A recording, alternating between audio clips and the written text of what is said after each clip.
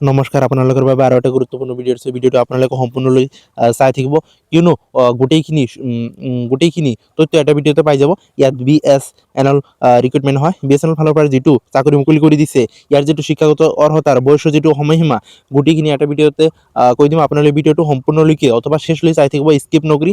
আৰু কোনে ইয়াত আবেদন কৰিব পাৰিব আৰু শিক্ষাগত যিটো অৰ্হতা সেইটো কৈ দিম। আপোনালোকে ভিডিঅ'টো সম্পূৰ্ণলৈ চাই থাকক। ইয়াত কি আছে, BSNL ৰিক্ৰুটমেণ্ট 2026। ইয়াৰ টোটাল যিটো ভেকেঞ্চি আছে 120টা আছে। চিনিয়ৰ যিটো এক্সিকিউটিভ সেইটো পথ হয়, আপোনালোকে চাই থাকক। ইয়াত কি আছিল, ভাৰত সঞ্চাৰ নিগম লিমিটেড BSNL ফালৰ পৰা এইটো চাকৰি হয়। লাষ্ট ডেট যিটো আছে মাৰ্চৰ 7 তাৰিখলৈকে আপোনালোকে ইয়াত আবেদন কৰিব পাৰিব 2026 চনত। ইয়াত আপোনালোকে চাব পাৰে কি আছে, পদবিলাকৰ নাম কৈ দিম লগতে। আৰু ইয়াত চাব পাৰে মানে টোটাল যিটো ভেকেঞ্চি আছে, name of post senior executive আছে, নাম্বাৰ অফ পোষ্ট যিটো আছে মানে টোটাল ভেকেঞ্চি 120টা আছে, আগতে মই কৈ দিলোঁ। ইয়াত দেখিব পাৰে ষ্ট্ৰীম উইচ ভেকেঞ্চি হয়। ইয়াত টেলিকম ষ্ট্ৰীমত আছে 95 পোষ্ট আছে টোটাল। আৰু যিটো ফাইনেন্স ষ্ট্ৰীম আছে ইয়াত আছে যিটো মানে 25 ইয়াত পোষ্ট আছে। ইয়াত 95টা আছে আৰু তাত আছে কি 25টা পদ আছে। ইয়াত মানে দুটা বিভাগত হয়। ইয়াত যিটো পে স্কেল হয় মানে যিটো চেলাৰী হয়, ইয়াত মানে মান্থলি ইয়াত লিখা আছে 24,900ৰ পৰা 50,500 টকা ইয়াত দি দিব, মানে চেলাৰী হয়, পে স্কেল যিটো হয়। তাৰপিছত ইয়াত চাব পাৰে ইলিজিবল ক্ৰাইটেৰিয়া যিটো মানে শিক্ষা মানে যিটো ইলিজিবল হয়, কোনে ইয়াত আবেদন কৰিব পাৰিব। All India nationals R eligible two apply. ইয়াত অসমৰ সকলো ল'ৰা ছোৱালী ইয়াত আবেদন কৰিব পাৰিব। ইয়াত অল ইণ্ডিয়া বুলি কৈছে, মানে ভাৰতবৰ্ষৰ সকলো ইয়াত আবেদন কৰিব পাৰিব। ইয়াত কি আছিলে, আমাৰ অসমৰ সকলো ল'ৰা ছোৱালী ইয়াত আবেদন কৰিব পাৰিব। এজ যিটো লিমিট হয় ইয়াত কি আছে 21 ইয়াৰ্ছ, মানে 21 বছৰৰ পৰা 30 বছৰলৈকে যদি আপোনালোকৰ বয়স আছে তেনেহ'লে ইয়াত আবেদন কৰিব পাৰিব। এজ লিমিটটো আছে। আৰু এজ যিটো ৰিলেক্সেশ্যন আছে, যদি জেনাৰেল হয়, জেনাৰেলৰ ক্ষেত্ৰত কি আছে, ইয়াত মানে আনৰিজাৰ্ভৰ ক্ষেত্ৰত 21 বছৰৰ পৰা 30 বছৰলৈকে আবেদন কৰিব পাৰিব। যিটো OBC MOBCৰ কাৰণে কি আছে 3 বছৰ ৰিলেক্সেশ্যন আছে, এইটো আপোনালোকে জানেই।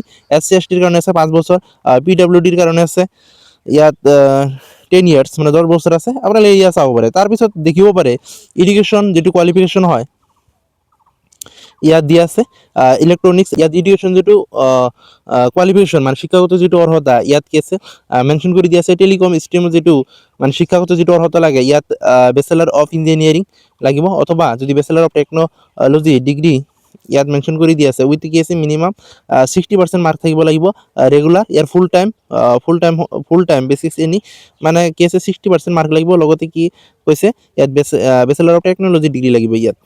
তাৰপিছত ইয়াত ফ্লুইং ডিচিপ্লিন কি লাগিব, ইয়াত 1 নম্বৰ 2 নম্বৰ ইয়াত দি মেনশ্যন কৰি দিয়া আছে। 2 নম্বৰটো আছে ইলেক্ট্ৰনিক্স আছে, 3 নম্বৰ আছে কম্পিউটাৰ চায়েন্স, সেইবিলাক লাগিব।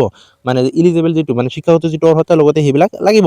তাৰপিছত যিটো ফাইনেন্স ষ্ট্ৰীম হয় ইয়াত দেখিব পাৰে, মানে ইয়াত কি আছিল দুটা বিভাগ হয়, টেলিকম আছে আৰু ফাইনেন্স ষ্ট্ৰীম আছে। ইয়াত দেখিব পাৰে এইটো ফাইনেন্স ষ্ট্ৰীম, সেইটো যিটো মানে ইয়াত লিখা আছে আপোনালোকে চাব পাৰে। আৰু তাৰপিছত ইয়াত দেখিব পাৰে এপ্লিকেশ্যন যিটো ফিজ হয়, এপ্লিকেশ্যন ফিজটো ইয়াত বহুত ইয়াত কেটেগৰীত unreserved OBC EWS SC ST কাৰণে ইয়াত বেলেগকৈ দি আছে। আনৰিজাৰ্ভ OBC EWS ৰ ক্ষেত্ৰত আছে 2,500 টকা লাগিব। সেইটো চেলাৰী মানে সেইটো ফিজটো মাচুলটো লাগিব, মাচুল দিব লাগিব। ড্ৰাফ্ট কাৰ্ডতে সেইটো মানে এপ্লাই কৰোঁতে সেইটো লাগিব 2,500 টকা। SC ST আৰু PWDৰ কাৰণে লাগিব 1,250 টকা। তাৰপিছত ইয়াত কৈছে হাউ টু এপ্লাই, কেনেদৰে আবেদন কৰিব পাৰিব, গোটেইখিনি ইয়াত দিয়া আছে। গোটেইখিনি দিয়া আছে আৰু লিংকটো আপোনালোকক ডিছক্ৰিপশ্যনত পাই যাব। তাত গৈ আপোনালোকে নিজে যদি আবেদন কৰিব বিচাৰে তাৰ পৰা আপোনালোকে আবেদন কৰিব পাৰিব। নটিফিকেশ্যনত গোটেইখিনি প্ৰচেছটো দিয়া আছে, কেনেকৈ আবেদন কৰিব গোটেইখিনি ডিটেইলছত দিয়া আছে।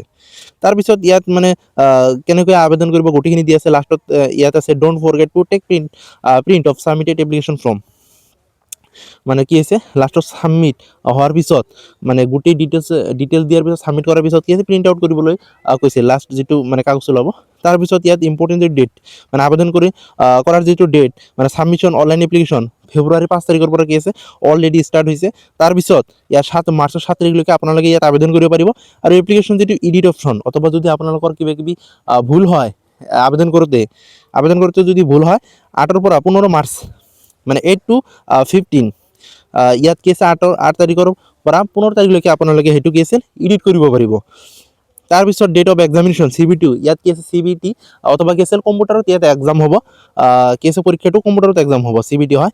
ইয়াত 29 মাৰ্চ 2026 ইয়াত কি হৈছে মাৰ্চৰ 29 তাৰিখত সেইটো এক্সাম হ'ব গোটেই ইয়াত মেনশ্যন কৰি দিয়া আছে যিবিলাক এক্সাম হয় জেনুইন এক্সাম হয় আৰু কি আছে জবটো জেনুইন নহয় কিয়নো ইয়াত গোটেইখিনি প্ৰচেছটো দিয়া আছে আৰু যদি আপোনালোকে আবেদন কৰিবলৈ ইচ্ছা আছে সোনকালে আবেদন কৰি ল'ব আবেদন চলি আছে লাষ্টত গৈ কি হয় সাৰ্ভাৰ প্ৰব্লেম দেখাই দিয়ে মই ডেসক্ৰিপশনত লিংকটো দি দিম তাৰ পৰা আপোনালোকে যদি আবেদন কৰিব বিচাৰে তাৰ পৰা আবেদন কৰিব পাৰিব আৰু যদি ফাৰ্ষ্ট টাইম মোৰ ভিডিঅ'টো চাইছে এতিয়ালৈকে যদি সাবস্ক্ৰাইব কৰা নাই চেনেলটো সোনকালে চেনেলটো সাবস্ক্ৰাইব কৰি ল'ব আৰু ভিডিঅ'টোত এতিয়ালৈকে যদি লাইক এটা কৰা নাই লাইক এটা কৰি দিব কিয়নো ইয়াতকে সাবস্ক্ৰাইব কৰি যদি চেনেলটো কৰি থাকে কিয়নো আপোনালোকৰ কাৰণে সদায় এটা দুটা ইনফৰমেশ্যন ভিডিঅ' দিয়ে থাকোঁ আপোনালোকৰ সুবিধাৰ কাৰণে হ'ব নেক্সট আৰু এটা ভিডিঅ' আনিম আপোনালোকৰ কাৰণে